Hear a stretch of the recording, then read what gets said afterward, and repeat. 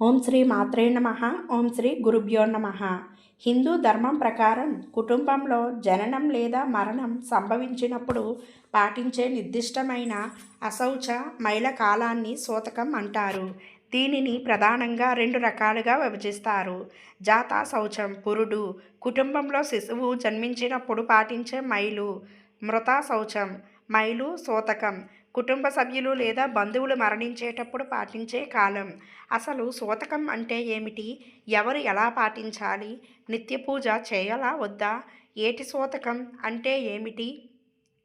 జాయతే సమానే వంశీ, ఒకే వంశంలో పుట్టిన వాళ్ళే దాయాదులు. పాలోళ్ళు వంశంలో ఒక వ్యక్తి చనిపోతే దాయాదులంతా 10 రోజులు మైలు పాటించడం సాంప్రదాయంగా వస్తున్నది. వంశంలో ఎవరైనా పుట్టినప్పుడు పురుడు మైలు అంటారు. అనుబంధంతో ఏర్పడేవి కాబట్టి ఆ వంశీయులు సూతకాన్ని విధిగా పాటించాల్సి ఉంటుంది. పూర్వం ఒక వంశానికి చెందిన వారంతా ఒక ఇంట్లో కానీ ఒక గ్రామంలో కానీ నివసించేవారు. తమ వంశీయుడు ఎవరైనా మరణించినప్పుడు అందరూ మృతదేహాన్ని చూసేందుకు వచ్చేవారు. మృతుని కుటుంబంతో సన్నిహితంగా ఉండేవారు. అయితే మృతదేహాన్ని చుట్టుకొని కీడు చేసే సూక్ష్మజీవులు ఎన్నో ఉంటాయి. ఈ క్రమంలో వాటి ప్రభావం అక్కడికి వచ్చిన మనుషులపై పడుతుంది. సూతకం పాటించకపోతే వాళ్ళ నుంచి ఇతరులకు సూక్ష్మజీవులు వ్యాపించే ప్రమాదం ఉంటుంది. అనార్థాన్ని అరికట్టడం కోసమే దాయాదులందరూ 10 రోజులు దూరంగా ఉండాలన్న నిర్బంధాన్ని మన పెద్దలు ఏర్పాటు చేశారు. ఒక రకంగా చెప్పాలంటే ఇప్పుడు మనం పాటిస్తున్నాము ఇది కూడా. మృతుడి కుటుంబానికి సానుభూతి తెలపడం కోసం, సామాజిక ఆరోగ్య సంరక్షణ కోసం మన పూర్వీకులు ఏర్పాటు చేసిన ఆచారం ఇది. ఇకపోతే ఏటి సూతకం అంటే ఏమిటి? నిత్య పూజలు చేయాలా వద్దా? ఎవరు ఈ సూతకం పాటించాలి అనే విషయాలు అన్నీ కూడా ఇప్పుడు ఈ వీడియోలో మనం తెలుసుకుందాం.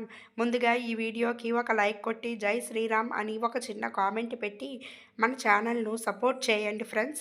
ఏటి సూతకం అన్న మాటకి అర్థం ఏమిటంటే, ఎవరు శరీరం పడిపోతే కర్మ చేయవలసి ఉంటుందో కర్మ చేసినటువంటి వారు 1 ఏడాది పాటు పాటించ నియమాన్ని ఏటి సూతకం అంటారు. తల్లి తండ్రి చనిపోయినప్పుడు కొడుకు 1 ఏడాది పాటు ఏటి సూతకంలో ఉన్నాడు అంటారు. తల్లి కానీ తండ్రి కానీ శరీరాన్ని విడిచిపెట్టేస్తే ఆ ఏడాది పాటు వాళ్ళ అభ్యున్నతికి, ఉత్తమ గతులు పొందడానికి సంబంధించిన కర్మలు చేయాలి. పరమేశ్వరుడు జీవుడికి 1 ఏడాది మానుష్య లోకంలో ఉన్న కాలంతో అవకాశాన్ని ఇస్తారు. ఎందుకంటే తన కుటుంబ సభ్యులు విధి విధానంగా ఉత్తమ కర్మలు ఆచరిస్తూ ఉంటే జీవికి ఆనందభావం కలిగితే కొడుకు రూపంలో మళ్ళీ అదే కుటుంబంలో పుడతాడు అని శాస్త్రం చెబుతుంది. నోములు, వ్రతాలు, దీక్షలు చేయడం, భార్యాభర్త కలిసి పీటల మీద కూర్చొని నోములు, వ్రతాలు ఆచరించడం, పీటల మీద కూర్చోవడం అంటే లైంగికానికి సంబంధించిన కల్పంతో ఉంటుంది. అటువంటి పనులు చేయకూడదు. కొండలు ఎక్కకూడదు. కొండ మీద ఉన్న దేవాలయాల దర్శనం చేయడానికి వెళ్ళకూడదు. పండుగలు మొదలైన సంబరాలు చేసుకోకూడదు. పుట్టినరోజులు చేసుకోకూడదు. కొత్త బట్టలు ధరించకూడదు. శుభకార్యాలు చేయకూడదు. ఎవరికి కర్మ చేస్తున్నారో వాళ్ళకి అభ్యున్నతి కొరకు ఏడాది పాటు ఆ జీవుడు ఏం చేస్తే తృప్తి పొందుతాడో, పుణ్యాన్ని పొందుతాడో ఆ పనులు మాత్రమే చేయాలి. నియమం తప్పకుండా తల్లికి తండ్రికి కర్మ చేస్తున్న వాళ్ళకి ఏ విధమైన ఆరాధన చేయాలో అది లోపం లేకుండా నిర్వర్తించాలి. వారి పేరు మీద పేదవారికి, పశుపక్షాదులకు తినే ఆహార పదార్థాలు దానం చేయడం ఉత్తమమైన పని. దీనినే ఏటి సూతకం అంటారు. ఏటి సూతకంలో ఉండగా ద్వాదశ దినకర్మ తరువాత ఇంట్లో నిత్య పూజ నిర్వహిస్తూ ఉండాలి. ఒకే ఇంటి పేరు కలవారు చనిపోయినప్పుడు శాస్త్రం ప్రకారం 11 రోజుల వరకు సూతకం ఉంటుంది. ఒకే ఇంటి పేరు కలవారికి 7 తరాల తరువాత సూతకం అనేది వర్తించదు.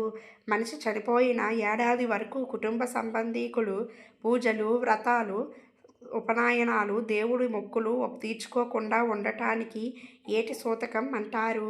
దీన్ని సంతానం పాటిస్తారు. ఏటి సూతకం సమయంలో మగపిల్లల్లో ఉపనయనాలు, నిశ్చితార్థం వంటివి నిషిద్ధం. అయితే ఆడపిల్లల వివాహాలు చేయొచ్చు.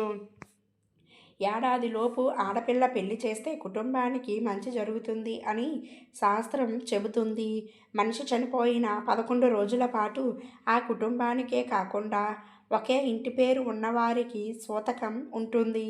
7 తరాల విషయానికి వస్తే ఒకే ఇంటి పేరు ఉన్న వారికి మధ్య 12 సంవత్సరాల రాకపోకలు లేకపోయినా, 12 ఏళ్ల పాటు ఒకరి ఇంట్లో ఒకరు భోజనం చేయకపోయినా సూతకం రద్దు అవుతుంది.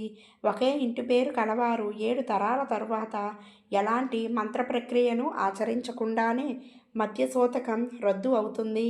ఇప్పుడు సూతకం గురించి ధర్మ సందేహ నివృత్తి. కుటుంబంలో తల్లి తండ్రి చనిపోతే ఆ ఒక్క కుటుంబానికి మాత్రమే 1 సంవత్సరం పాటు పండుగలు, ఎలాంటి శుభకార్యాలు మొదలైనవి చేయకూడదు. పాలోళ్లకు కేవలం 11 రోజుల వరకు మాత్రమే సూతకం వర్తిస్తుంది. 12 రోజుల నుండి వారి ఇళ్లల్లో పండుగలు, శుభకార్యాలు, ఇతర అన్ని ఫంక్షన్లు నిస్సందేహంగా నిర్వహించుకోవచ్చును. సూతకానికి ఇంటి పేర్ల కన్నా ఒకే గోత్రం ఉన్నవారికి ప్రాధాన్యత ఎక్కువ ఉంటుంది. కొందరికి ఊరు మారితే ఇంటి పేరు మారిపోయిన దాఖలాలు ఉన్నాయి.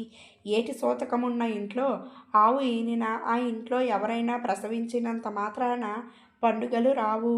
ఆ ఇంట్లో పురుడు కార్యక్రమం మాత్రమే చేసుకోవాలి. ఏటి సూతకం ఉన్నవారు ఆ ఇంటి ఆడపడుచులకు ఒడిబియ్యం పోయరాదు. దగ్గర బంధువులు ఎవరైనా వారి ఖర్చులతో పోస్తాము అంటే పోయించుకోవచ్చును, తప్పు లేదు. ఇంటివారు ద్వాదశి దిగిన కర్మకాండ చేసిన 12వ రోజు గుళ్ళో నిద్ర చేయాలి. నిద్ర చేసిన గుడి ప్రదక్షిణ చేస్తే దోషం ఏమీ కాదు. అర్చనలు, అభిషేకాలు, ప్రత్యేక పూజలు, గర్భగుడి లోపలికి వెళ్ళడం మొదలైనవి మాత్రం చేయరాదు. శాస్త్రం ప్రకారం అస్థికలను సూతకం ఉన్న సమయంలో ద్వాదశ దినకర్మకు ముందు నదిలో కలపకూడదు. అస్థికలను నెల రోజుల్లోపు కలపాలి. వీలు కాని వారికి ఈ 3 లేదా 5 నెలల్లోపు కలపవచ్చును.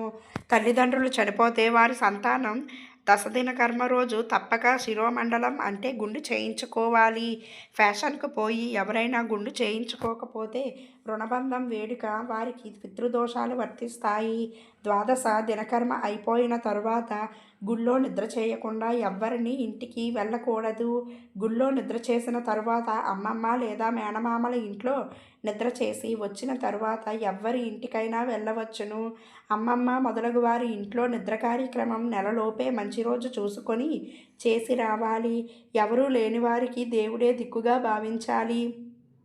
ఏటి సూతకం ఉన్నవారు చనిపోయిన వారి పక్షం తిథి ఏ రోజైతే వస్తుందో సంవత్సరం పాటు అదే తిథి రోజునే మాసికం పెట్టాలి.